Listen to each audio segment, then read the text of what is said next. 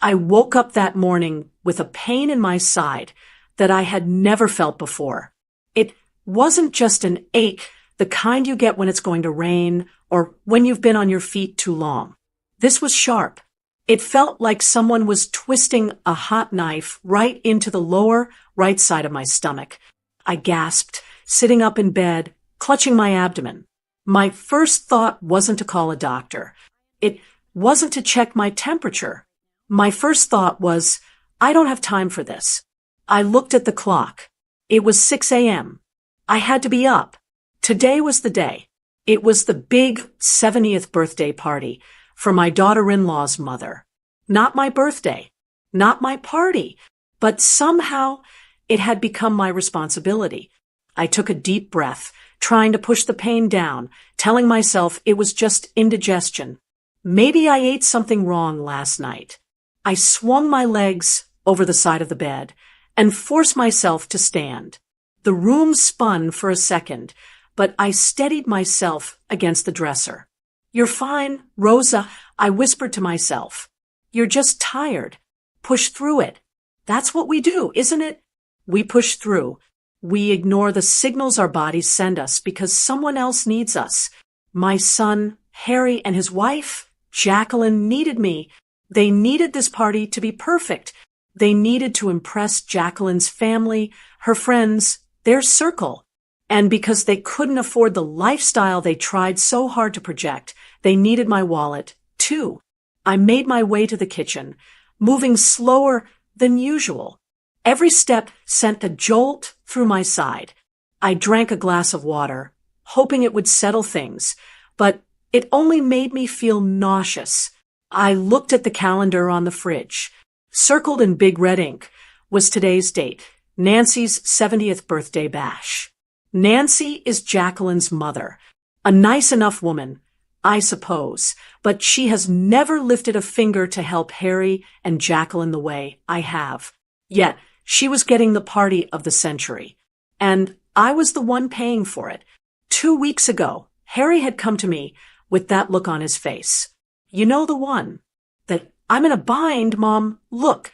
He sat at this very kitchen table, wringing his hands, telling me how the catering company required a deposit they didn't have.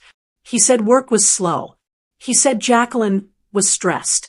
He said it would mean the world to them if I could help out just this once. Just this once turned into a check for $3,500. That was the deposit for the venue and the food. I'm a widow. My husband left me comfortable, but I am not rich. That money was meant for my house repairs. Maybe a trip I've been putting off for 10 years. But I wrote the check because that's what a good mother does. She saves the day. I shook my head, trying to clear the resentment that was bubbling up along with the pain. I had promised to bake the special cupcakes for the dessert table because the caterer charged extra for pastries. 3 dozen gourmet cupcakes. I had to start mixing the batter. By 8 a.m., the pain had moved. It was sharper now, localized low on my right side. I was leaning against the counter, sweating even though the house was cool. The mixer was whirring, loud and obnoxious, masking the sound of the doorbell. I didn't hear it until the knocking started. I wiped my hands on my apron and went to the door.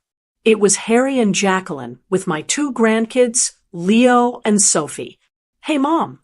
Harry breezed past me, carrying a bag of decorations. He didn't look at me. He didn't see the sweat on my forehead or the way I was holding my side. We're running so late. The balloon guy is lost, and Jacqueline still needs to get her hair done. Jacqueline followed him in, looking frantic. Rosa, thank God you're up. The kids are starving. We didn't have time for breakfast. Can you feed them? We have to go deal with the venue setup, and then I have my appointment. I looked at them. My son, 38 years old, running around like a teenager. His wife, worried about her hair. And here I was, barely standing upright. Harry, I said, my voice weaker than I intended. I'm not feeling well this morning. Harry was already halfway to the kitchen, looking for his car keys he had just set down. Mom, don't say that. We need you today. You're watching the kids until the party starts at 4 o'clock, right? That was the plan. I know, I said, gripping the back of the sofa. But I really have a bad pain in my stomach. Jacqueline stopped checking her makeup in the hallway mirror and glanced at me. It's probably just nerves, Rosa, or something you ate. Take some Tums. We really can't change the schedule now. My mom is flying in at noon. We'll be back to pick everyone up at 3:30, Harry said, kissing the top of my head without actually looking at my face. You're the best, Mom. Seriously, you're a lifesaver. And then they were gone. The door slammed shut. I was alone with a 6-year-old and an 8-year-old, a burning fever starting to rise, and 3 dozen unbaked cupcakes. Grandma, I'm hungry. Leo shouted, running toward the kitchen. I spent the next 3 hours in a haze of agony. I managed to make the kids toast and fruit, but I couldn't eat. I sat on the kitchen stool, watching them watch TV, trying to breathe through the waves of cramping. It felt like something inside me was about to burst. I knew this wasn't indigestion. I had had 2 children. I knew what real pain felt like. This was dangerous.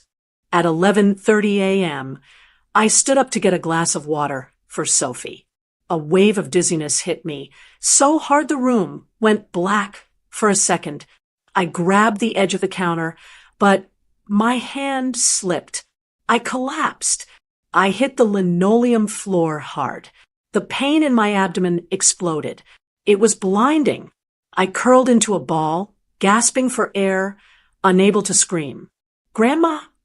Sophie's voice sounded far away. Grandma, get up. I couldn't get up. I couldn't move my legs. I was shivering, freezing cold, even though I knew I was burning up. Phone. I wheezed. Sophie, bring Grandma her phone. My sweet granddaughter ran to the table and brought me my cell phone. My hands were shaking so badly I could barely unlock the screen. I went to my favorites. I pressed Harry's name. It rang. Once.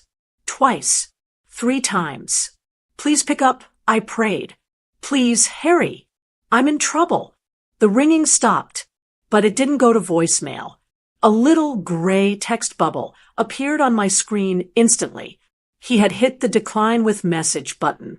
I squinted at the screen, tears blurring my vision.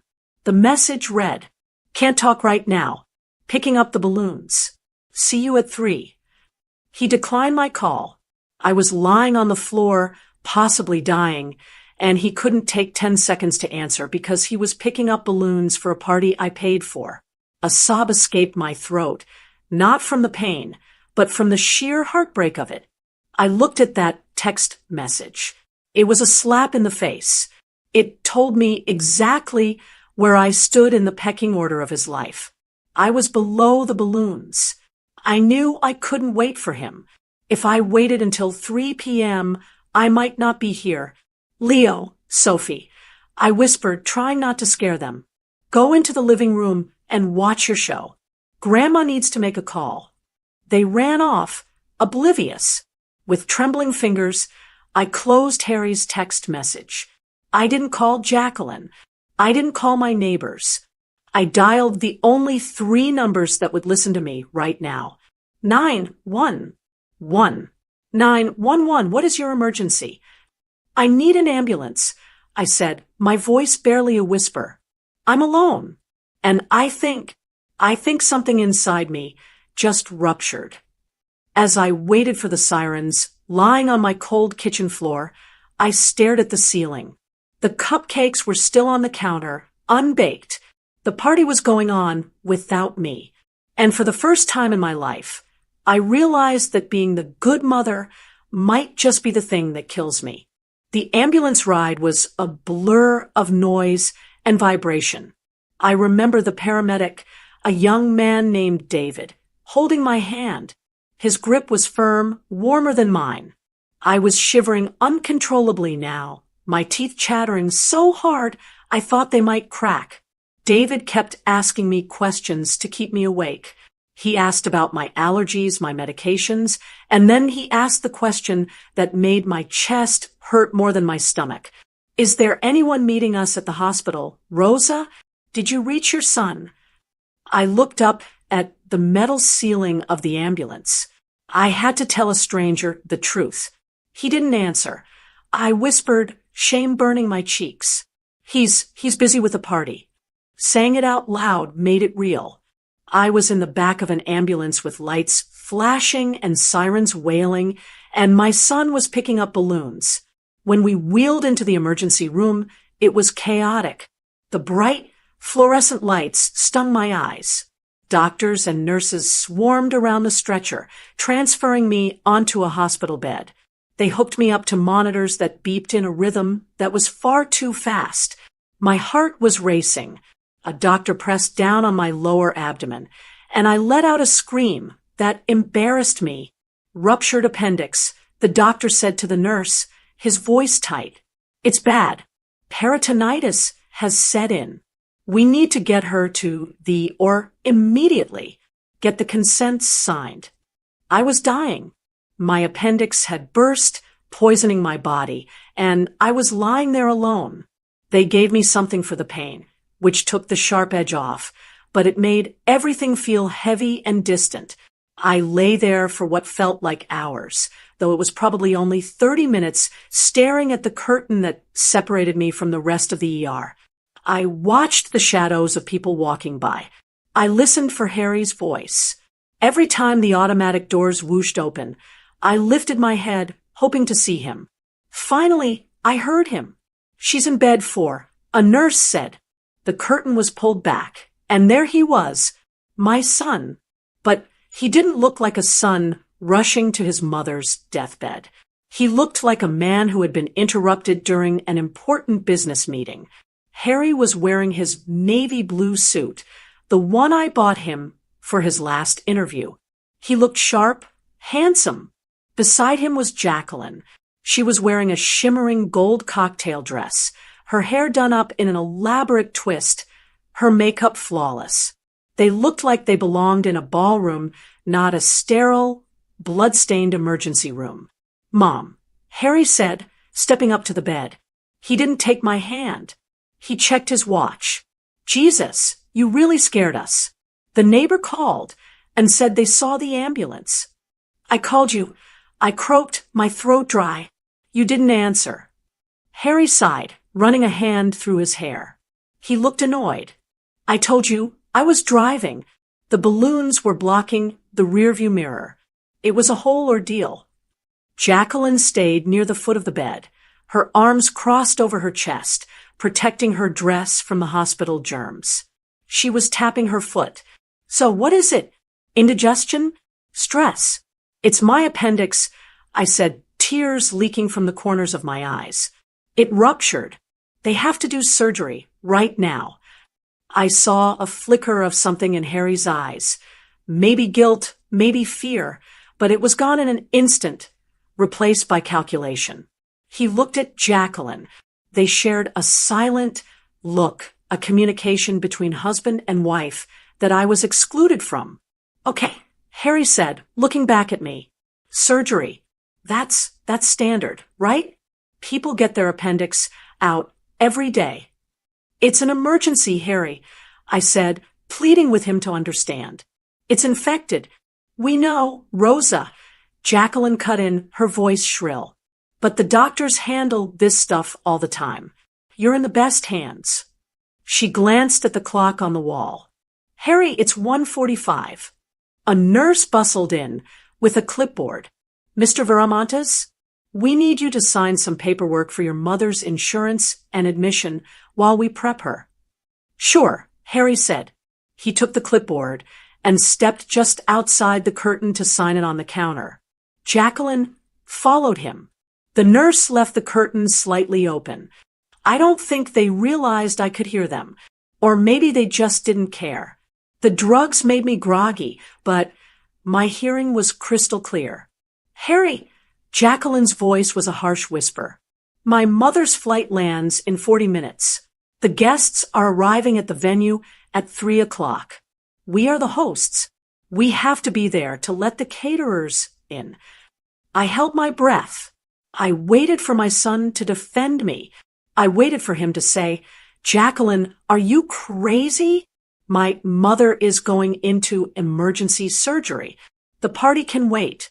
Your mother can take an Uber." Instead, I heard Harry sigh. "I know, Jackie.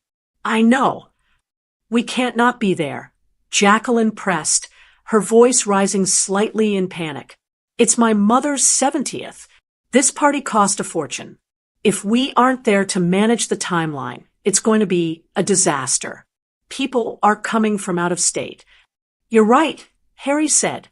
The words hit me harder than the doctor's hands. "You're right. It's just an appendix thing," Harry continued, his voice sounding confident, rationalizing the unthinkable. "It's routine procedure. She's going to be under anesthesia for hours anyway. Even if we stay, we'd just be sitting in the waiting room, doing nothing." "Exactly," Jacqueline agreed. "We can come back later, after the cake cutting." "Let's just go back home," Harry said. "She'll be fine. We can't miss the party." My heart shattered. It didn't break. It disintegrated. The monitor beside me started beeping faster, picking up my distress. They were leaving.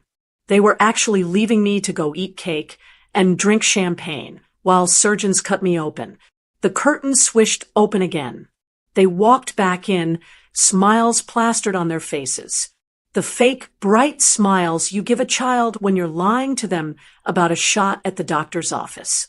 "Okay, Mom," Harry said, leaning over the rail. He smelled like expensive cologne and hairspray. "So, the doctor says you're going in soon. That's great news. Get it fixed up. We have to run and get things set up for the kids." Jacqueline lied smoothly. She didn't mention the party. She used my grandchildren as a shield. "But we will be back as soon as you're out, okay?" I looked at them. I looked at my son, the boy I had nursed through fevers, the boy I had paid college tuition for, the man whose mortgage I had helped pay 3 times this year. I looked at him, and I saw a stranger. "You're leaving?" I asked. It wasn't a question. It was an accusation. "Just for a few hours," Harry said, patting my shoulder awkwardly.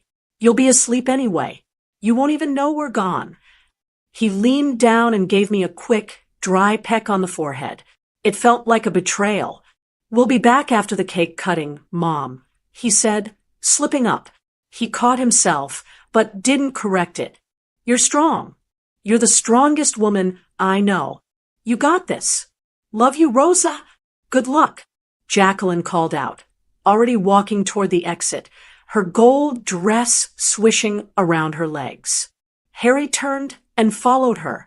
He didn't look back. Not once. I watched their backs as they walked out of the ER, heading toward the parking lot to their party. To my party. The party I paid for. A moment later, 2 orderlies came to unlock the wheels of my bed. "Ready for the ride up to the OR, sweetie?" one of them asked kindly. I nodded, unable to speak. Tears rolled down my temples and into my ears. "Don't worry," the orderly said, seeing my face. "Your family will be right here, waiting when you wake up. They always are." I closed my eyes as the gurney began to move. No, I thought. No, they won't. I was wheeled into the operating room alone. The cold air of the surgical suite hit my skin, but it was nothing compared to the coldness settling in my heart. As the anesthesiologist placed the mask over my face and told me to count backward from 10, I made a promise to myself. 10. They chose the party. 9. They left me. 8. I am done being the victim. When the darkness took me, I wasn't just a mother anymore. I was a woman who had finally seen the truth. And when I woke up, everything was going to be different. Waking up from surgery is a lonely experience, even under the best circumstances. It feels like swimming up from the bottom of a deep, dark lake. My eyelids felt heavy, glued shut by exhaustion and the remnants of anesthesia. My mouth was dry, like I had swallowed a handful of sand. But the first thing I noticed wasn't the thirst or the dull throb in my side where they had cut me open. It was the silence. I blinked my eyes open, the bright hospital lights assaulting my senses. I turned my head to the right, instinctively looking for the chair. You know the chair? I mean, the uncomfortable vinyl recliner in the corner of every recovery room where your person sits. When my husband, Roberto, was alive, he was always in that chair, holding a magazine. He wasn't reading, watching my chest rise and fall. When Harry had his tonsils out at 8 years old, I slept in that chair for 2 nights. When Jacqueline had her gallbladder removed 3 years ago, I sat in that chair for 6 hours holding her purse and her phone, so she wouldn't worry. I looked at the chair. It was empty. There was no jacket draped over the back, no half-drunk cup of coffee on the little tray table, just empty gray vinyl. A nurse bustled in, checking the monitors above my head. She was a kind-looking woman with graying hair tied back in a sensible bun. Her name tag read Sarah. "Welcome back, Mrs. Viramontes," she said softly, adjusting my blanket. "You did great. The surgery went perfectly. Your appendix was a mess, but the doctor got it all before it caused more damage." I tried to speak, but my voice was just a rasp. I cleared my throat. "My son." Sarah hesitated. That hesitation told me everything I needed to know. She looked at the empty chair, then back at me, her eyes filled with a pity that stung worse than the incision. "There's no one in the waiting room for you right now, honey," she said gently.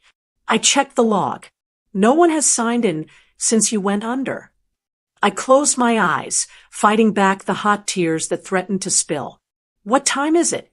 "It's just past 5:30, she said. 5:30. The party had started an hour and a half ago. They were cutting the cake soon. They had promised to be back. "We'll be back after the cake cutting," Harry had said. But if they weren't in the waiting room now, that meant they were still there. They were 45 minutes away in traffic. They weren't coming. "Can I have my phone?" I asked.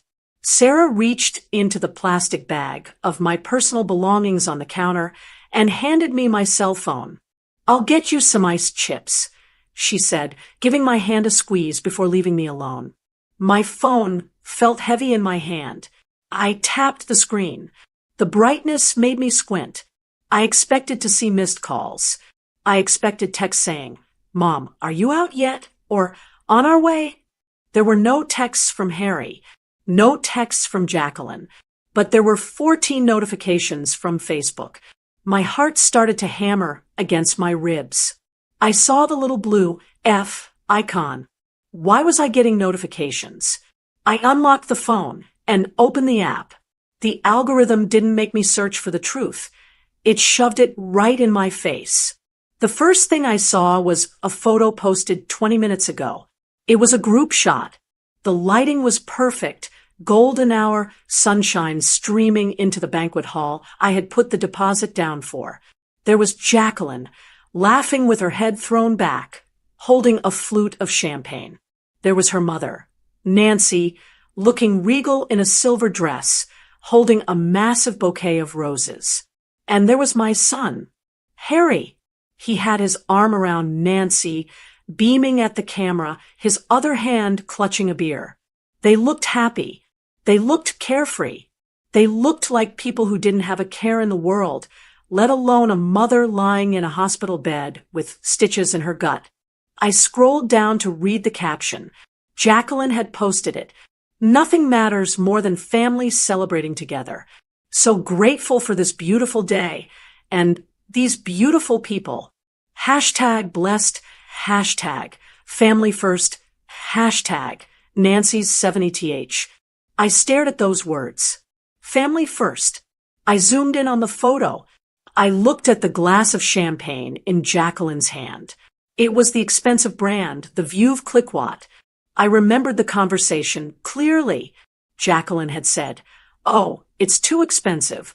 Rosa will just get the house sparkling wine." And I had said, "No, it's a special occasion. I'll cover the upgrade." I paid for the drink she was using to toast her life while ignoring mine. I scrolled to the next photo. It was a picture of the dessert table. My cupcakes weren't there, obviously, since I never baked them. Instead, there was a massive tiered cake from a bakery downtown. A bakery that requires payment on delivery. I frowned.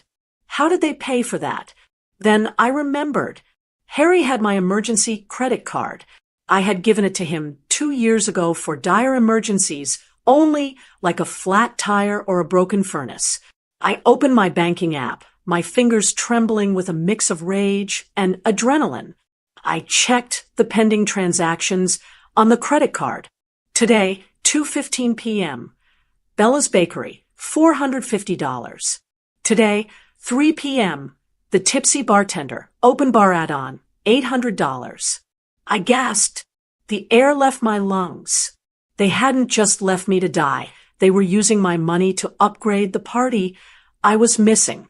They used my emergency card to buy an open bar because they knew I wasn't there to stop them. I went back to the photo. I looked at Harry's smiling face. That smile used to be my whole world. I worked double shifts to put braces on those teeth. I wore old coats, so he could have new sneakers. I sat in empty rooms waiting for him to call, always making excuses for him. He's busy. He's stressed. He has his own family now. But looking at that screen, the excuses evaporated. The sadness that had been weighing on my chest for hours suddenly lifted, replaced by something much colder, something harder. They weren't busy. They were indifferent. They didn't care if I woke up or not, as long as the credit card worked. I looked at the hashtag again. Hashtag blessed. You're blessed. All right. I whispered to the empty room. You're blessed because I've been a doormat. I didn't cry. I think I had cried my last tear in the ambulance. Tears are for people who have hope that things will change. I had no hope left. I had something better. I had the truth. I sat up a little straighter, ignoring the pull of the stitches. I wasn't just a sad old woman in a hospital bed anymore. I was the financier. I was the bank. And the bank was looking at the ledger and seeing a lot of red ink. My thumb hovered over the like button on the photo. I almost pressed it, almost left a comment saying, "Glad you're having fun while I'm in recovery." But I stopped myself. No, that's what a victim does. That's what a nagging mother does. And they would just roll their eyes and say, "Oh, there goes drama queen Rosa again." I wanted more than a comment. I wanted them to feel what I was feeling. I wanted the ground to drop out from under them the way it had dropped out from under me in my kitchen. I took a screenshot of the photo. I took a screenshot of the bank notification. I saved them both. Sarah, the nurse, came back in with a cup of ice chips. "Here you go, sweetie. Are you okay? You look intense." I took the cup from her, my hand steady for the first time all day. I crunched down on a piece of ice, the cold matching the feeling in my chest. "I'm better than okay, Sarah," I said, my voice raspy but firm. "I'm awake." I unlocked my phone again. I wasn't calling Harry. I wasn't calling Jacqueline. I went to my contacts and found the number for the catering manager at the venue. I knew he would be there, overseeing the dinner service. It was 5:45 p.m. Dinner was just being served. The balance of the bill, another $4,000, was due to be run on my card at 8 p.m. I looked at the call button. "Let's see how much you enjoy the party when the music stops," I whispered. I pressed the button. It was time to get to work. The phone felt like a weapon in my hand. It was no longer just a device for checking the weather or looking at pictures of my grandchildren. It was the control center for my life, a life I had let slip out of my hands for far too long. I didn't call the caterer first. I needed courage. I dialed Marisol. Marisol has been my best friend since we were 22. She's the kind of woman who doesn't whisper. She roars. When she answered, her voice was light, expecting a casual chat. Rosa, I was just wondering about you. I haven't seen any pictures of you at the party yet. Are you hiding in the kitchen? I'm not at the party, Mari, I said, my voice steady despite the trembling in my hands. I'm in the hospital. There was a silence on the other end, heavy and immediate. What? Which hospital? What happened? My appendix ruptured this morning. I had emergency surgery. Oh my God, Rosa, I'm coming right now. Is Harry there? Let me talk to him. I want to know why he didn't call me. Harry isn't here, I said, looking at the empty chair again. The sight of it hardened my resolve. He dropped me off at the ER, waited until I went under, and then left. He went to the party, Marisol. He and Jacqueline are there right now, drinking champagne and toasting to family. I heard a sound on the other end that can only be described as a growl. He did what? Marisol shouted. I had to pull the phone away from my ear. He left his mother in surgery to go to a birthday party? That ungrateful, selfish little. Rosa, I am getting in my car. I am driving to that venue, and I am going to drag him out by his ear in front of everyone. I will make a scene they will never forget. A part of me wanted that. I wanted Marisol to storm in like a hurricane and shame them. But then I looked at the bank notification on my screen. I looked at the unauthorized charge for the open bar. Screaming fades. Embarrassment passes. I needed to do something that would last. I needed them to understand that the well had run dry. No, I said firmly. No scene, Marisol. Sit down. But Rosa, I don't want noise. I interrupted her. I want consequences. I'm done paying for people who don't care if I live or die. I need you to just listen to me. I'm going to make some calls. What are you going to do? She asked, her voice lowering, sensing the shift in me. I'm closing the bank. I said, I'll call you back when it's done. I hung up before she could argue. My heart was pounding, not from fear, but from adrenaline. It was the first time in years I felt truly in control. I searched my contacts for Gary, banquet manager. I knew Gary. I had sat in his office 3 months ago, writing the deposit check because Harry's credit score was too low to book the venue. Gary was a nice man, a professional. He would be at the event tonight, supervising the dinner service. I pressed call. Viramontes party. This is Gary speaking. He answered on the second ring. I could hear the hum of the party in the background, clinking silverware, the murmur of conversation, soft jazz music. It sounded expensive. It sounded like my money. Gary, it's Rosa Viramontes. I said, Mrs. Viramontes, we missed you during the appetizers. I hope you're on your way.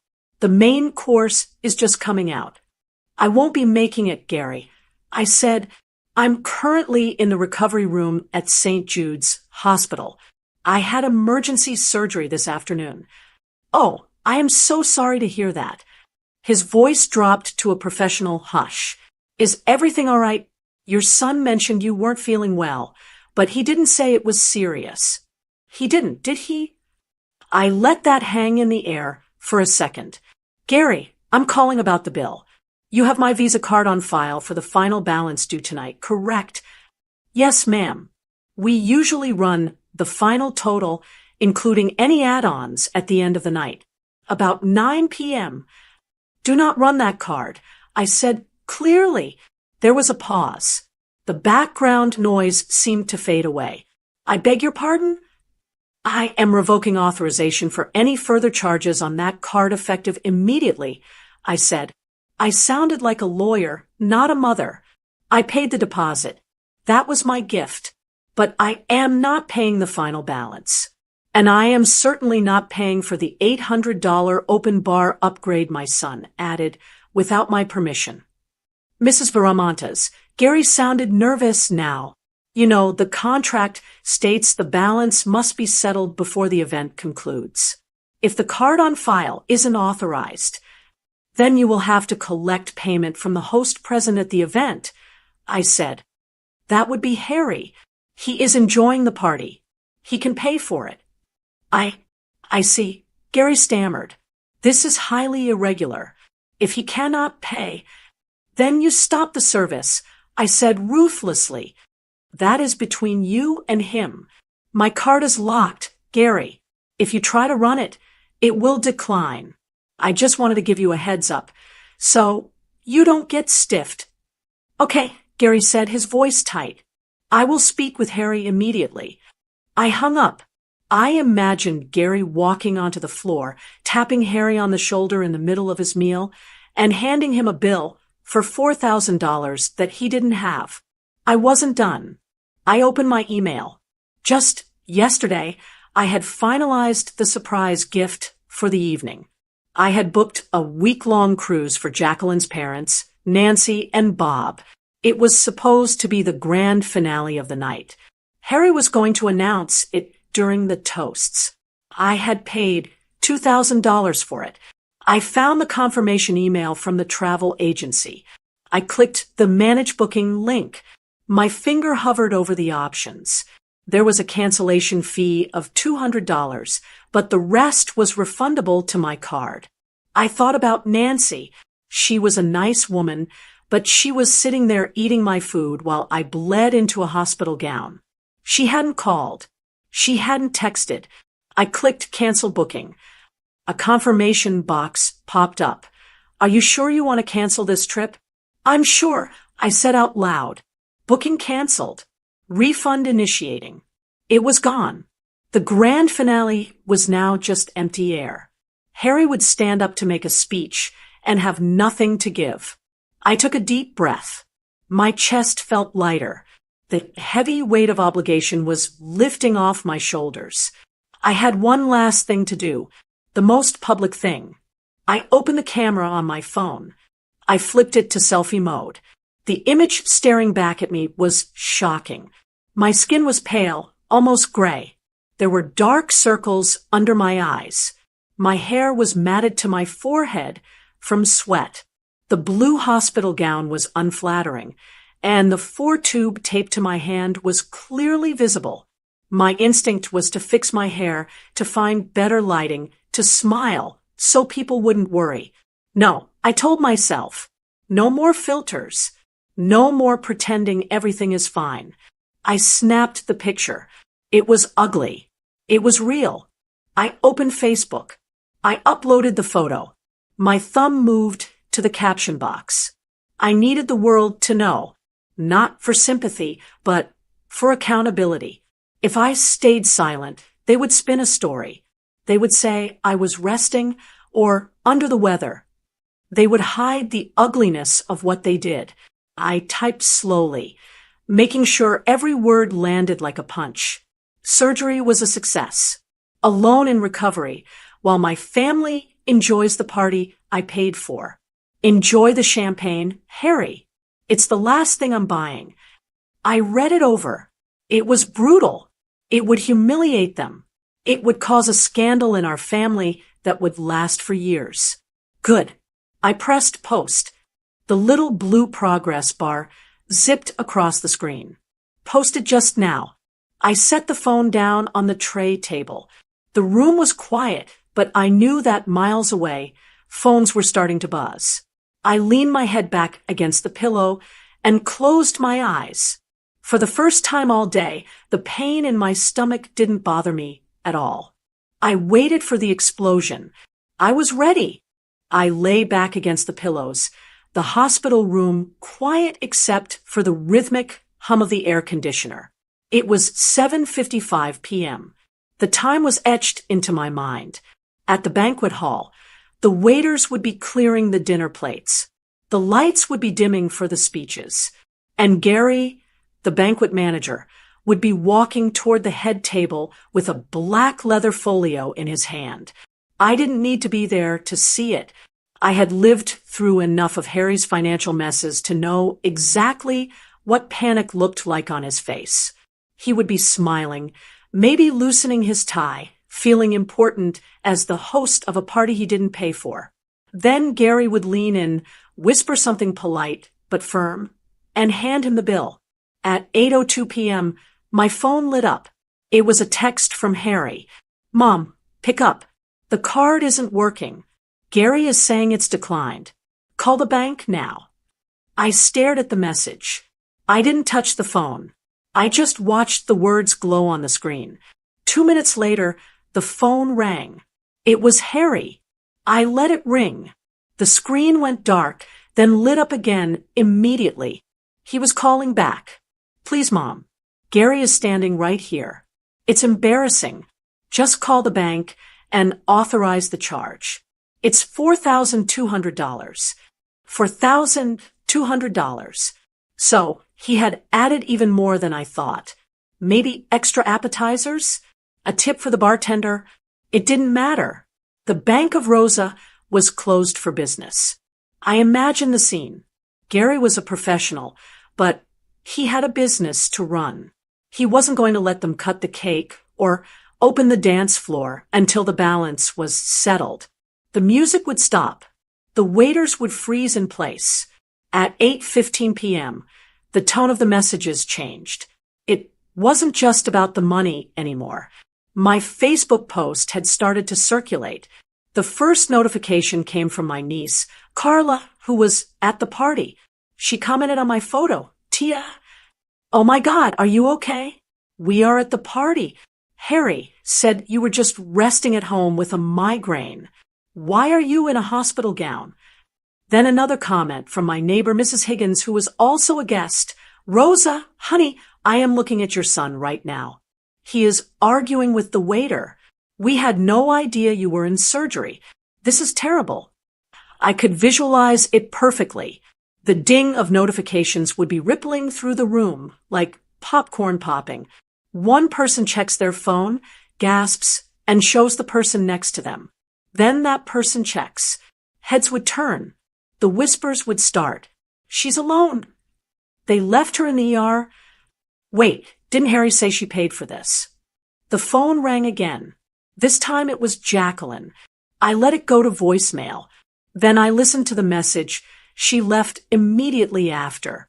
Her voice was high-pitched, breathless, trying to keep her voice down so the guests wouldn't hear. "Rosa, take that post down. Right now. Do you have any idea what you are doing? My mother just saw it. People are staring at us. You are ruining everything. We didn't leave you.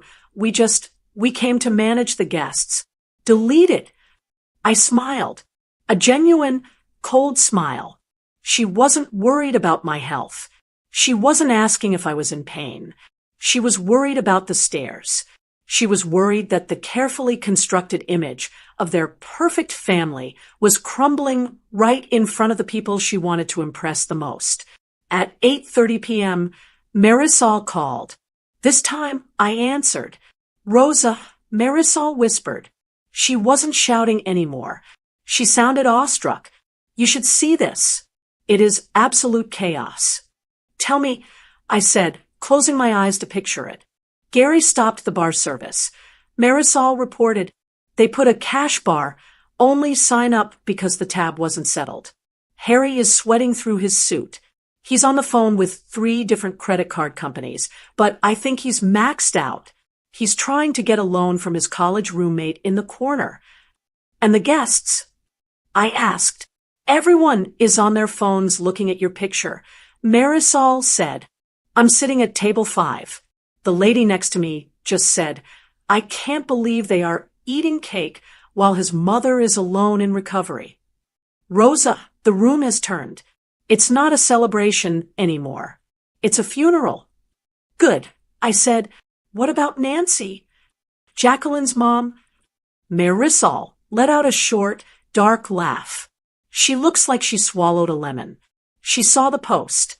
She walked up to Jacqueline and asked loudly, "Is it true Rosa is in the hospital? Did you leave her there?" Jacqueline tried to deny it, tried to say it was a misunderstanding, but the picture doesn't lie. Rosa, you look like you've been through hell. I said, I went through hell, so they could have a party. Oh, and the best part, Marisol added. Harry just went up to the microphone. I think he was going to try to do the toasts to save the mood. He was going to announce the surprise trip. My heart gave a little jump. The trip I had canceled. What happened? He tapped the mic. Marisol said. He started saying how much he loves Nancy and how generous the family is. He reached into his pocket for the envelope with the cruise tickets. He opened it, and then he just froze. I realized he must have checked his email notifications right before standing up. The cancellation email from the travel agency would have been sitting right at the top of his inbox. He turned bright red. Marisol continued. He muttered something about a technical difficulty and sat back down. He didn't announce the trip. Jacqueline looks like she's going to murder him. He didn't announce it because there is no trip. I told her. I canceled it an hour ago. Marisol gasped. Rosa Viramontes, you are dangerous. I'm just tired, Mari. I said, I'm tired of being the wallet. The texts from Harry were coming in rapid fire now, desperate and pathetic. Mom, the travel agent says the trip is canceled. What is going on? Gary is threatening to call the police for theft of services if we don't pay the balance. Everyone is looking at us. Please, I'll pay you back. I swear. Just turn the card on. I didn't reply. I watched the messages stack up. I'll pay you back. How many times had I heard that lie? He would pay me back when he got a bonus, when the tax refund came, when he sold the old car. He never paid me back. He paid me in I love yous and quick visits, assuming that was currency enough for a mother's love. At 9 p.m., the silence from the party end was deafening. The event was supposed to go until midnight. But Marisol sent me one final text. People are leaving. They are grabbing their coats. Nancy just walked out with her sister. She didn't even say goodbye to Jacqueline. It's over, Rosa. They are clearing the tables. I set the phone down on my chest. It was done. They had abandoned me for a party. So I took the party away.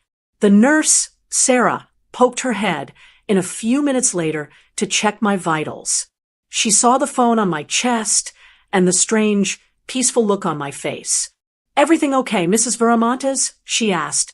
Your blood pressure is a little high. I'm fine, Sarah, I said, adjusting my blanket. Actually, I'm better than fine. I think the fever just broke. I lay there in the quiet room, alone but not lonely. For the first time in years, I wasn't wondering if my son needed me. I knew he needed me desperately, and for the first time in his life, he was going to have to learn that need is not the same thing as love. I closed my eyes and finally, truly rested. The surgery had removed my appendix, but tonight I had removed something far more toxic from my life. The silence in my hospital room didn't last long. It was broken not by a nurse or a doctor, but by the angry buzzing of my phone on the plastic tray table. It vibrated so hard it rattled against the water pitcher. I looked at the screen.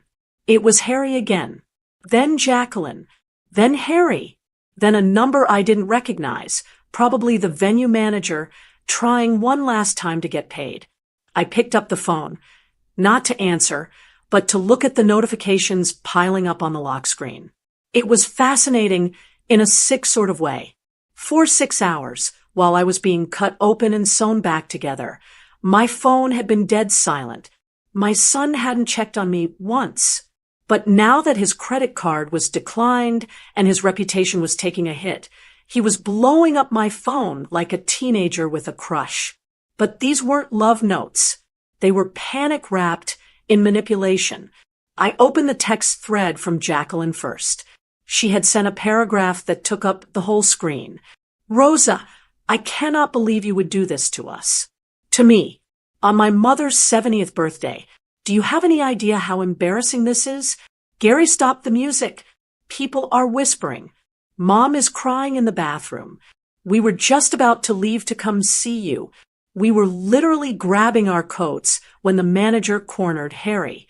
You have to delete that post right now and tell the bank it was a mistake. Fix this. I read it twice. We were just about to leave. I looked at the timestamp on the credit card alert for the open bar upgrade. 8 p.m. They weren't grabbing their coats. They were grabbing another round of drinks on my dime. Then came Harry's texts. They were shorter, more frantic. Mom, pick up. It's not what it looks like. You're overreacting. We didn't leave you. We just needed to manage the event. We love you. Please don't ruin this for us. The police are here, Mom. Gary called the cops because we can't pay. Are you happy now? Was I happy? No. I was in a hospital bed with a tube in my arm and an incision in my stomach. I wasn't happy, but I felt a grim sense of justice. I went to the settings on my phone. I didn't turn it off. I needed it in case the doctors needed to reach my emergency contact, which I realized with a pang was still Harry. I needed to change that. Instead, I tapped the moon icon. Do not disturb. The buzzing stopped. The room went quiet again. But peace is hard to keep when you've spent a lifetime being a doormat. 10 minutes later, the hospital room phone, the landline on the bedside table, rang. I hesitated. Only a few people had that number. I picked it up. Hello? Rosa? It's your cousin Brenda. Brenda, of course. Brenda, who lives 3 towns over and thinks family appearances are more important than oxygen. She must have seen the Facebook post. Or worse, someone at the party had called her to gossip. Hi, Brenda. I said, my voice tired. I'm recovering from surgery, so I can't talk long. I know. I saw your post, Brenda said. The way she said post sounded like she was saying crime. Rosa, honey, are you sure you're thinking clearly? Maybe the anesthesia is making you emotional. I'm very clear, Brenda. I said, well, it's just airing your dirty laundry online like that. Brenda clucked her tongue. It's not dignified. Rosa, you know how hard Harry and Jacqueline try. They're young. They make mistakes. But to humiliate them in front of the whole town, Nancy called me in tears. She said you ruined her birthday. Nancy's birthday? I asked, gripping the phone tighter. Brenda, my appendix burst. I was alone in the ER. Harry left me there to go eat cake. I'm sure he didn't mean to hurt you, Brenda soothed, using that voice people use on toddlers. He probably just thought you were stable. You know how men are. They don't handle medical stuff well. But Rosa, you're the mother. You're the matriarch. It's your job to keep the peace. Be the bigger person. Take the post down, pay the bill, and deal with it privately tomorrow. Don't let them be arrested over a misunderstanding. It wasn't a misunderstanding, I said, and I'm done being the bigger person. I'm tired of being the bigger person. It's shrinking me. You're being petty, Brenda snapped, her nice facade dropping. You're an old woman holding a grudge against your own son. You'll regret this when they stop letting you see the grandkids. Click. I hung up on her. My hand was shaking. You're being petty. The words echoed in the quiet room. Doubt, cold and slippery, started to creep in. Was I being petty? Was I being vindictive? I thought about my grandkids, Leo and Sophie. Harry would definitely use them as a weapon. He would tell them Grandma is mean. Grandma is crazy. Grandma ruined the party. I looked at the darkened screen of my cell phone. Maybe Brenda was right. Maybe I should just pay the bill. It's just money, right? I could fix this. I could call Gary, give him the card number, and tell Harry we would talk later. That's what the good mother does. She swallows the poison, so her children don't have to taste it. My thumb hovered over the phone. I was about to turn off Do Not Disturb. I was about to cave. Then the door to my room flew open. It wasn't a nurse. It was Marisol. She looked like a storm cloud in a bright red raincoat. Her hair was frizzy from the humidity, and she was carrying a large paper bag that smelled like heaven, roasted chicken, and plantains. She took one look at my face and stopped. She dropped the bag on the visitor chair, the chair Harry should have been in, and marched over to the bed. I know that look, she said, pointing a finger at me. That is the I'm sorry I exist look. Stop it. Brenda called. I whispered, tears finally spilling over. She said I'm being petty. She said I'm ruining the family. Marisol let out a noise of disgust. Brenda is an idiot. Brenda hasn't paid a bill on time in 1994. Don't listen to Brenda. She pulled the tray table closer and started unpacking the food. Real food, not hospital jelly. I brought you soup, and I brought you the truth. They're saying they were coming back. I told her, my voice trembling. Jacqueline texted. She said they were just about to leave when the card declined. Maybe I jumped the gun, Mari. Maybe I should have waited. Marisol stopped unpacking. She leaned over the bed, her dark eyes fierce. Rosa, listen to me, she said firmly. I was there. I walked into that venue right as the chaos started. Do you know what I saw? I shook my head. I saw Harry sitting at the bar with a scotch in his hand, laughing with his college buddies. I saw Jacqueline dancing with her mother. It was 8:15. If they were just about to leave, why were his jacket and keys checked at the coat check? I saw him waiting in line to get them after the manager stopped the music. She grabbed my hand. Her skin was rough and warm. They were not coming back, Rosa, not until the party was over. Not until they had squeezed every last drop of fun out of your credit card.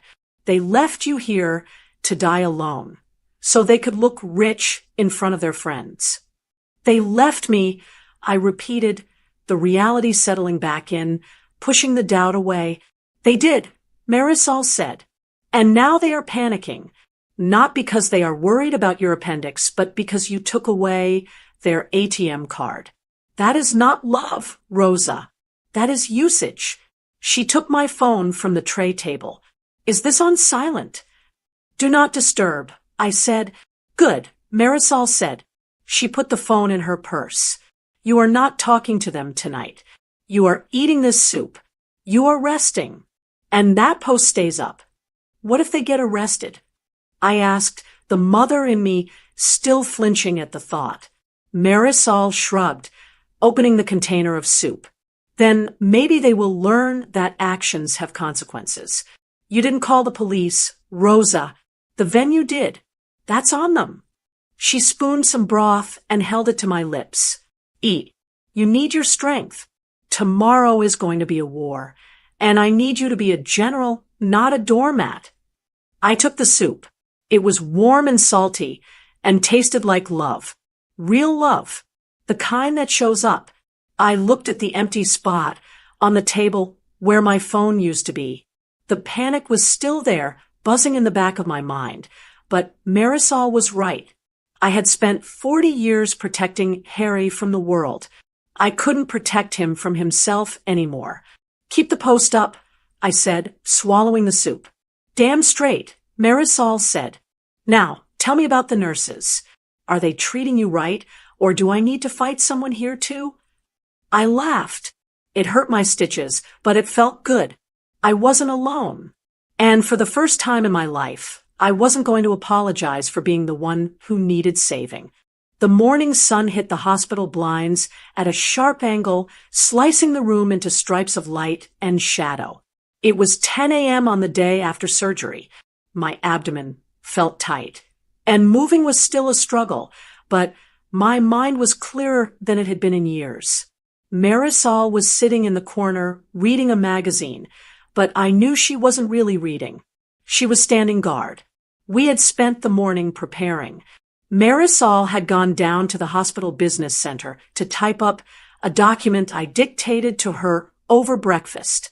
That piece of paper was now folded neatly on my bedside table, sitting under my glasses case. "They're here," Marisol said quietly, not looking up from her magazine. I heard the heavy footsteps in the hallway before I saw them. There was no hesitation, no soft tread of worried relatives trying not to disturb a patient. These were the stomping footsteps of people on a mission. The door swung open without a knock. Harry and Jacqueline walked in.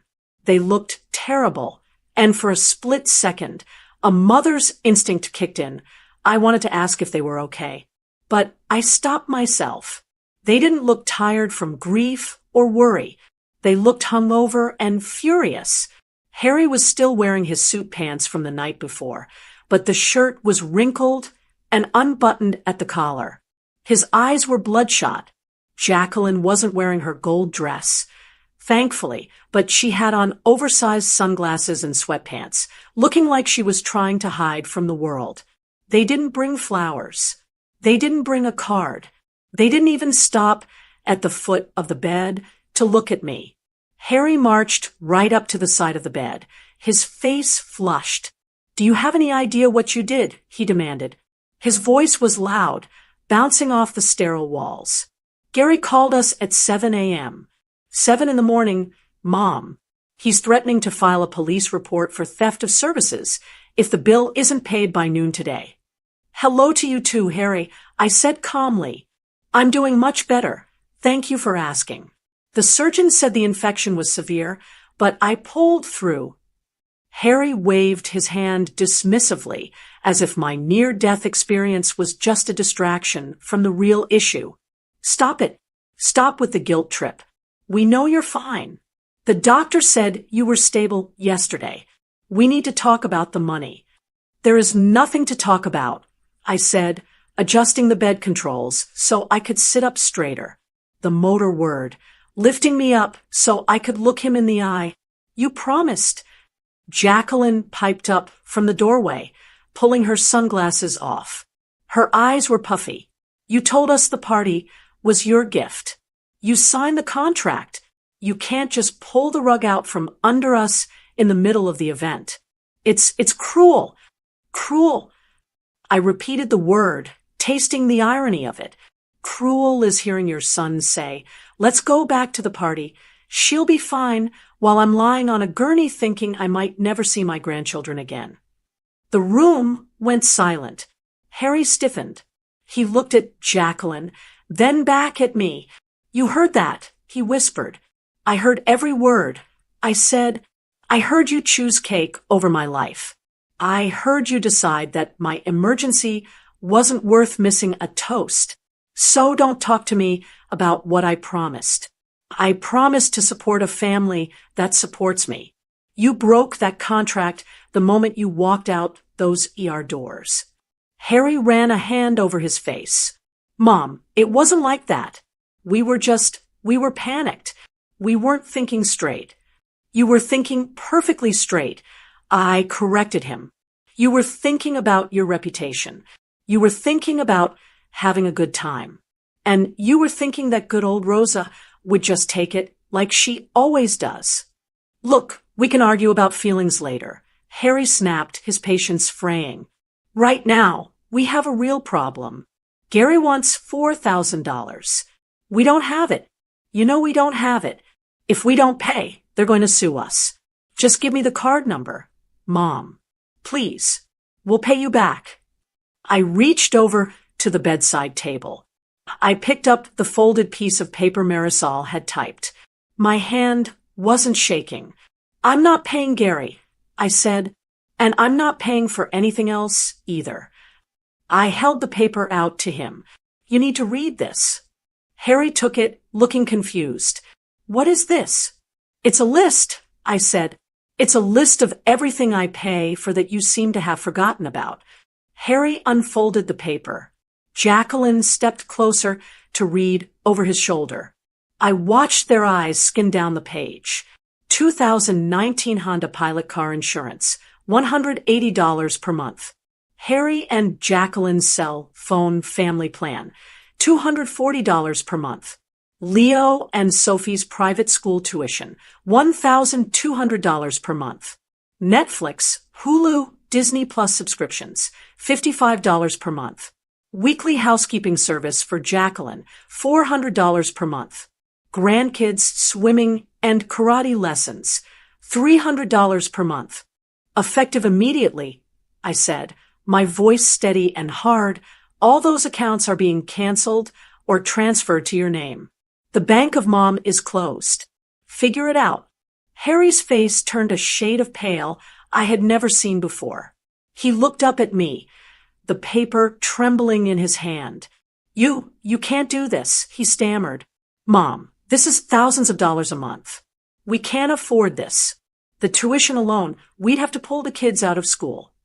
Then pull them out, I said, or get a second job, or sell the new car. That's what adults do, Harry. They pay for their own lives. You're punishing the kids. Jacqueline shrieked, stepping forward. This isn't about us. It's about Leo and Sophie. How can you do that to them? You're supposed to be their grandmother. I am their grandmother, I said. I am not their father, and I am not their mother. It is your job to provide for them, not mine. I have spent my retirement savings making your lives easier, and in return, I got abandoned in a hospital. Harry crumpled the paper in his fist. His eyes narrowed, and for the first time, I saw a flash of real malice in him. He realized begging wasn't working, so he switched to the only weapon he had left. Fine, he spat. You want to play hardball? Let's play. If you cut us off, you cut yourself off. You don't get to see Leo and Sophie. You don't get to be grandma if you don't support the family. Marisol gasped from the corner. Harry, you little... I held up a hand to stop her. I looked at my son. I looked at the man I had raised, the man I had loved more than my own life. And I realized he wasn't bluffing. He was actually trying to ransom my grandchildren for a cell phone bill. But he forgot one thing. I wasn't just a grandmother. I was the woman who owned everything. Is that so? I asked quietly. You're going to keep the children from me? Watch me, Harry challenged, crossing his arms. No money, no access. That's the deal. I stared at him for a long moment. Then I leaned back against the pillows and let out a sigh. Okay, Harry, if that's your choice, I accept it. Harry looked surprised. He thought he had won. A smug smile started to form on his lips. I knew you'd come around. So, about the caterer. I'm not done. I interrupted him, my voice turning to ice. If you keep those children from me, I will call my lawyer, Mr. Henderson, this afternoon.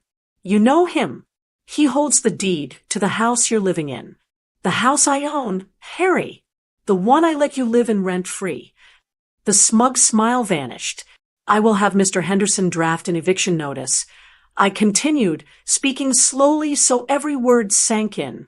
I will give you 30 days to vacate, and then I will rewrite my will. Currently, you and Jacqueline get everything. The house, the savings, the investments. But if you play this game with me, I will leave every single penny to the local cat shelter. I will leave you nothing. Not the house, not the jewelry, not even a spoon. Harry's mouth opened, but no sound came out. He looked at Jacqueline. She looked terrified. They were living in my house. They were driving cars I insured.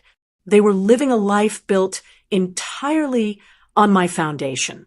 So, I said, folding my hands in my lap, you can keep the kids from me.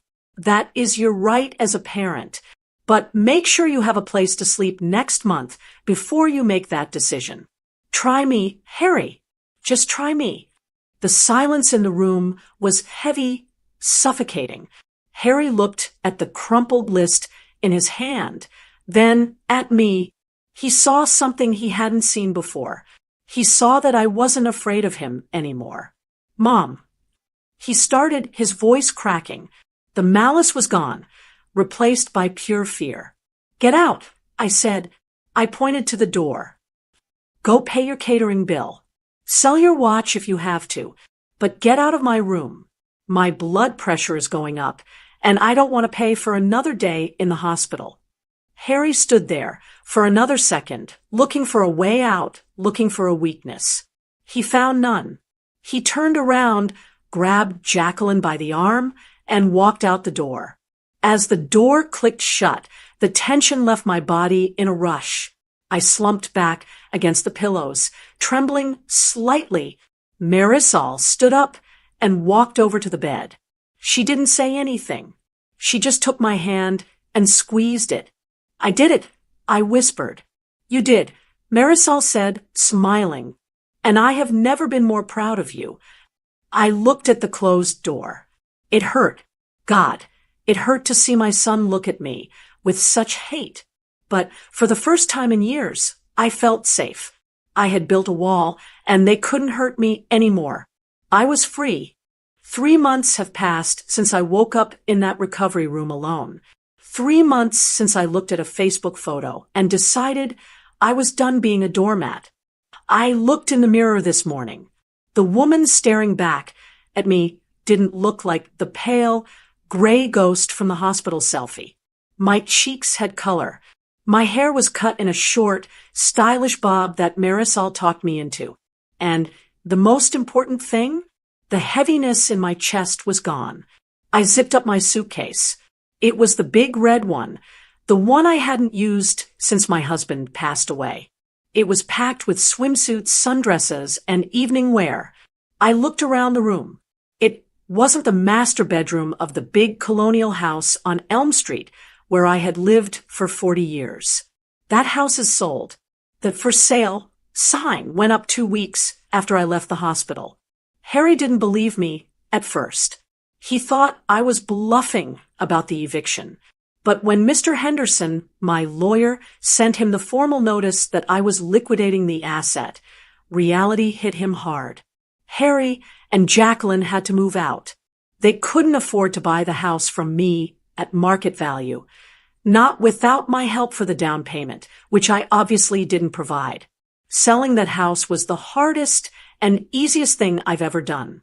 It was full of memories, yes, but it was also a museum of my past life, a big, empty space where I waited for people to visit me. Now, I live in the Palms, a 55-plus community on the other side of town. It's vibrant here. I have a 2-bedroom condo that is easy to clean. I have a garden I can actually manage. And best of all, I have neighbors who check on me because they are friends, not because they want a loan. My phone buzzed on the nightstand. I glanced at it. It was Harry. In the old days, I would have dropped everything to answer. I would have worried there was an emergency. Now, I finished folding my silk scarf and placed it gently in the suitcase before I picked up the phone. Hello, Harry, I said. Hey, Mom. His voice sounded tired. He sounds tired a lot these days. Just calling to check in. How are you? I'm doing wonderful, I said honestly. Just packing. Right. The cruise, he said.